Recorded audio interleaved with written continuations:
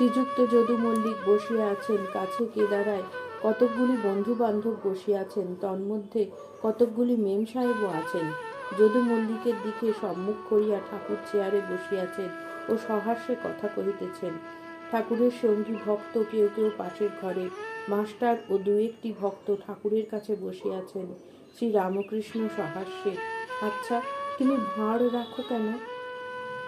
যদু সহাস্যে, ভাঁড় হলেই বা তুমি উদ্ধার করতে পারবে না? শ্রী রামকৃষ্ণ সহাস্যে, গঙ্গামদের কূপকে পারে না।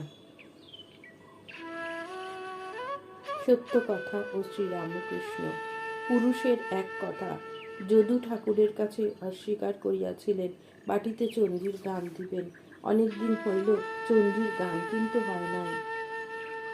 শ্রী রামকৃষ্ণ, কই গো চণ্ডীর গান? যদু নানান কাজ ছিল, তাই এতদিন হয় নাই। শ্রী রামকৃষ্ণ, সে কি পুরুষ মানুষের এক কথা?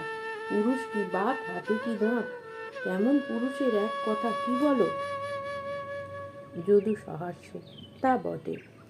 শ্রী রামকৃষ্ণ, তুমি হিসেবি লোক, অনেক হিসেব করে কাজ করো। বামুনের গড্ডি খাবে কম, নাড়বে বেশি, আর হুড়হুড় করে দুধ দেবে।